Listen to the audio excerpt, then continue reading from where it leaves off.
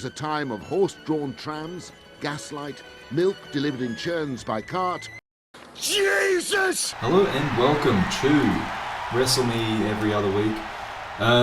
Today we are in Liverpool for the start of the WWE European Tour. We're going to go through the main matches that occurred across this tour. The first of which, as I said, in Liverpool, we got Randy Orton and Rowdy Roddy Piper, the NXT United Kingdom champion, taking on the still currently babyface Triple H, former World Heavyweight Champion and #1 contender, having won the Royal Rumble, and his partner Jeff Hardy, who is not just there to be pinned. Come on. So it's a pretty blockbuster match. You've got the combination of a couple of big stars in Orton and Triple H over there for the Liverpool fans. RKO, oh my goodness, this could be it already. Along with, no, Jeff Hardy, well done. Along with the United Kingdom champion from NXT, making his a trip over. Jeff Hardy, no missing with the Swanton Bomb. So a fun feature match. And Jeff Hardy going for way too much there. Neck breaker. And the sleeper hold. Triple H not finding the time to break it up, and that'll be it. Night for Jeff Hardy. The heels win this one. But still a great opening contest. Raw, of course, if you haven't been following all the way, Raw is the travelling brand for the WWE. Now this main event in Liverpool, plenty of Scots making the trip over to witness McIntyre's shot at the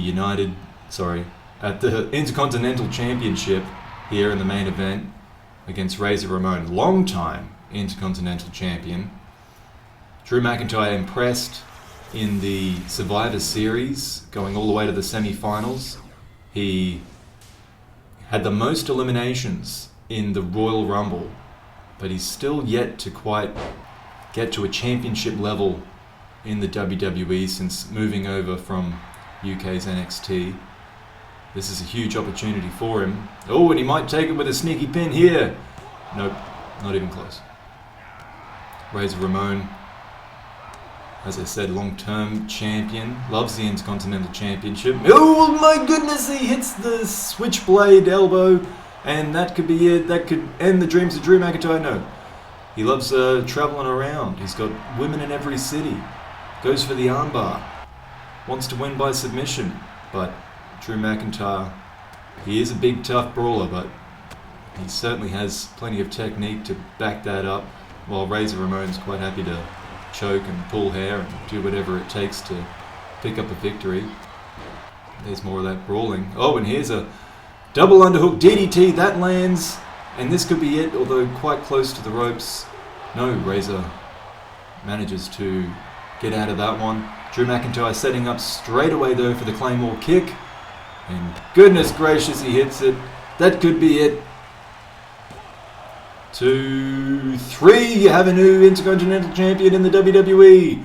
Drew McIntyre with his first big championship win in the WWE. What a moment. Crowd goes wild. Drew McIntyre, a fantastic win. A new era for the Scot, and an exciting chapter for that championship perhaps. But there was news following this match. The Kliq, as you can see here, Diesel, X-Pac and HBK, they got into a little trouble after the event in Liverpool, known to go out and party with Razor. There was obviously some sad beers given Razor lost the title, but what we do know, the details are sparse, but they have got in trouble. There is an investigation, and huge news, at least at this stage, Razor and Diesel have been fired from the WWE as a result of this investigation. We still don't know much about it, but they've all been sent home, and those two men have been fired. Incredible news in the WWE, and we'll have to see where that takes us in the weeks that follow. But this match here, bit of a grudge match occurring in the form of a tag team match with the World Heavyweight Champion, a rousing reception from those that made it to this beautiful theatre in Spain, in Madrid, the capital. It's Big E and Regal. If you remember from the Survivor Series, William Regal was the one that went after the knee of Big E, and he didn't quite put him out of commission. That was Razor that did the final blow, but Big E very much blaming William Regal and happy to brawl with him on the outside. Look at that, Rock just walking straight up to Loomis.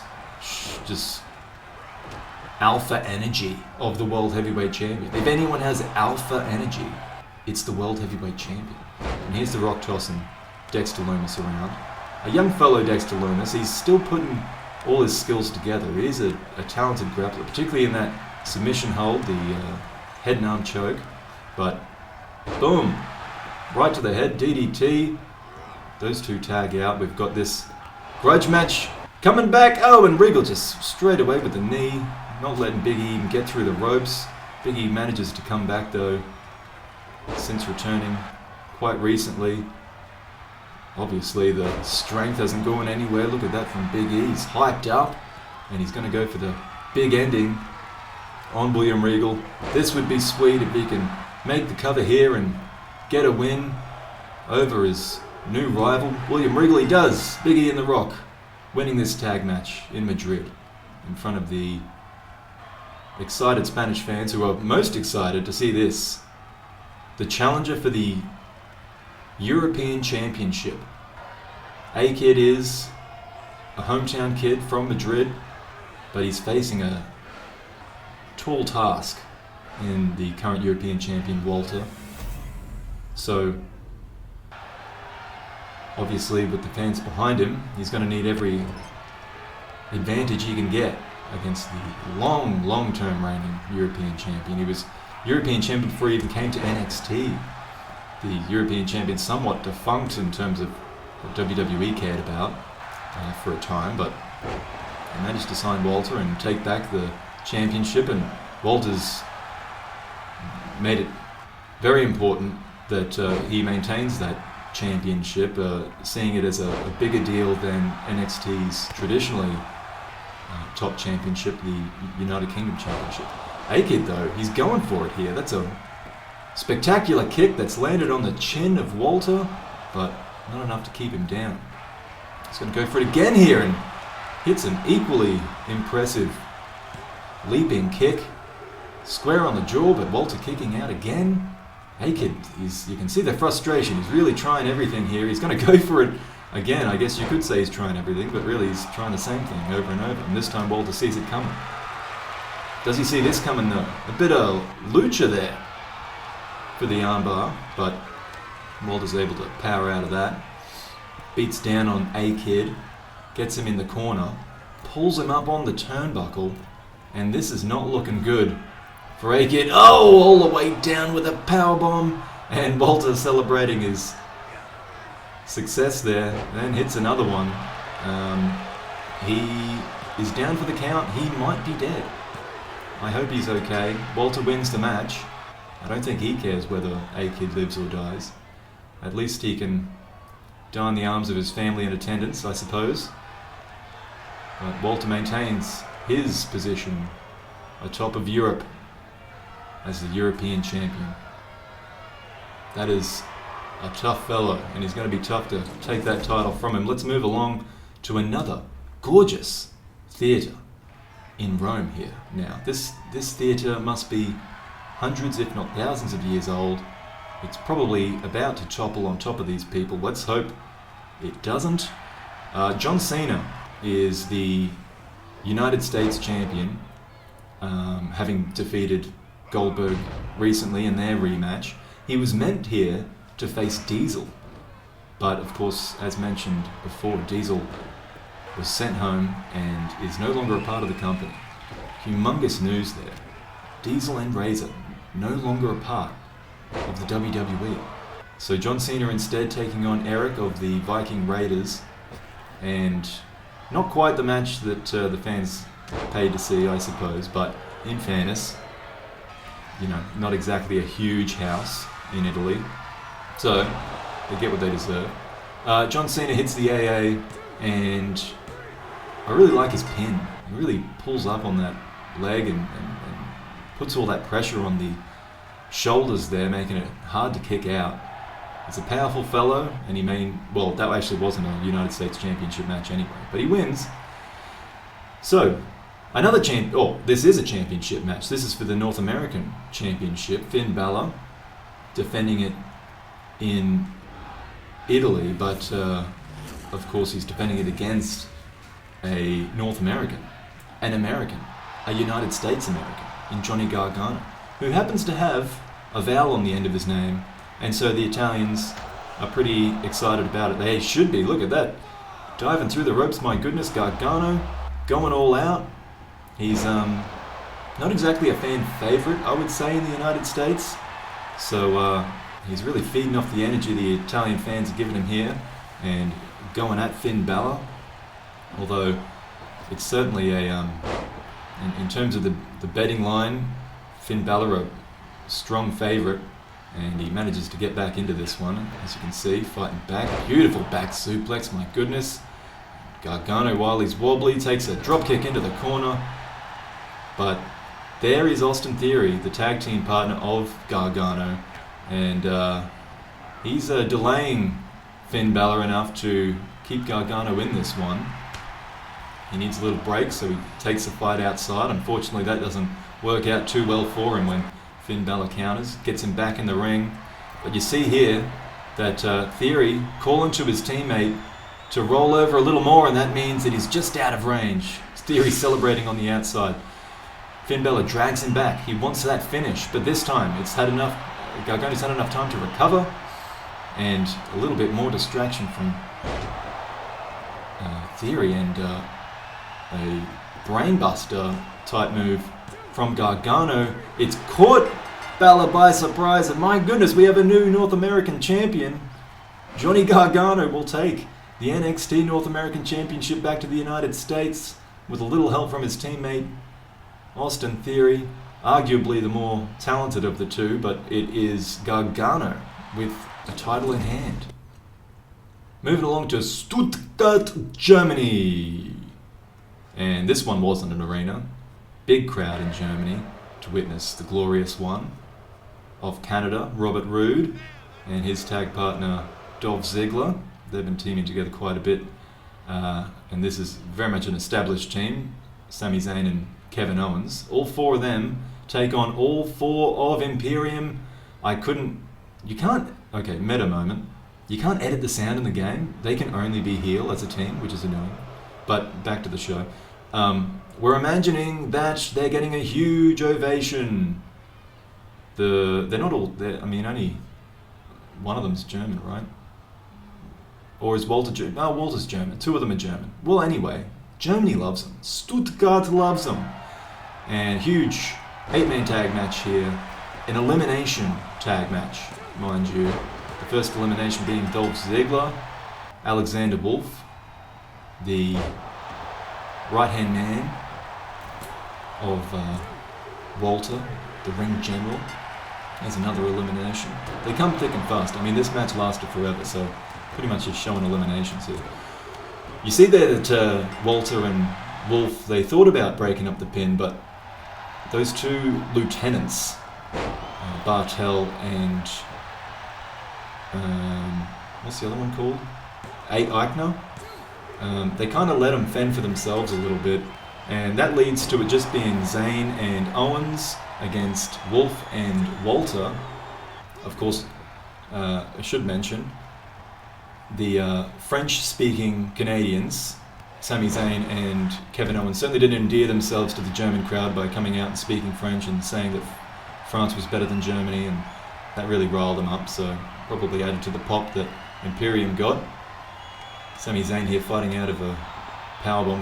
We saw in that last match how brutal those powerbombs are from Walter against A-Kid when he defended the title. Of course, no titles on the line here, but instead of getting one powerbomb, Sami Zayn earns himself 3 in a row. And we might have had another casualty in Europe at the hands of Walter. Kevin Owens too far away to make a difference, and now it's 2-on-1. Those two Imperium members teaming up, and Wolf is the one to finish Kevin Owens off with a powerbomb of his own, and Imperium will take it. What a great win for Imperium. Another rousing reception from the audience. You can see that the two lieutenants are a little worse for wear, Eichner and Bartel, but a big win for Wolf and Walter and the whole team there. But that was not our main event in Germany. Our main event was for another championship match, and this is the final one of this European tour.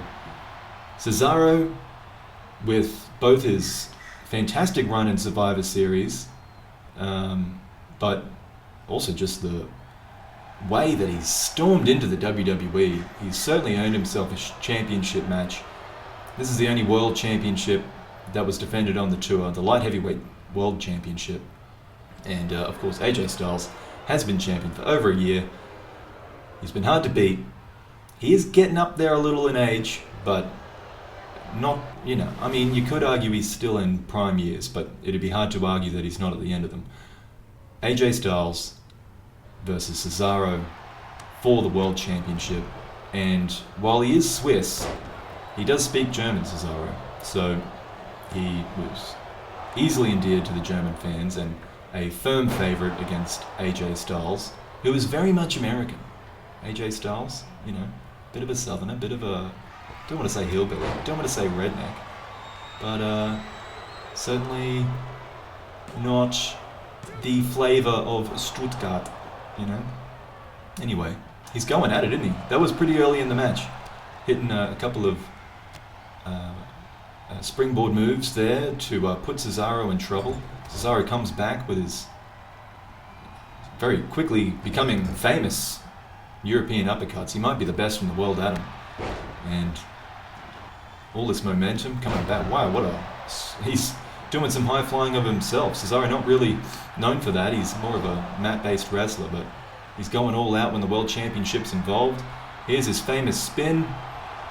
The German fans going crazy for this. And why wouldn't you? What a fun move that wouldn't hurt at all, really. You wouldn't think that would hurt at all, but it really laid AJ Styles out. But he maybe he was playing possum because he came straight back. Another European uppercut from Cesaro. This is a fantastic match. I mean, this is the top of the world, these guys. Two of the best at it in the business. You see there Cesaro deciding not to be in the way of that phenomenal forearm, coming back with a beautiful Tiger Driver, but not quite enough to keep the champion down. So, again with the bit of high flying. A knee from the middle rope, my goodness. Cesaro now, he's waking up, he's going for it. The neutralizer, his neck is cracked, he's landed it. Oh my goodness, this could be it. We could have a new world champion. 2, 3! And the approbation from the audience is deafening. Cesaro is the new light heavyweight world champion. And what a way to end this one. Huge news as well. Again, that Kliq. My goodness, those controversies. But thank you for watching. Until next time, have a good one.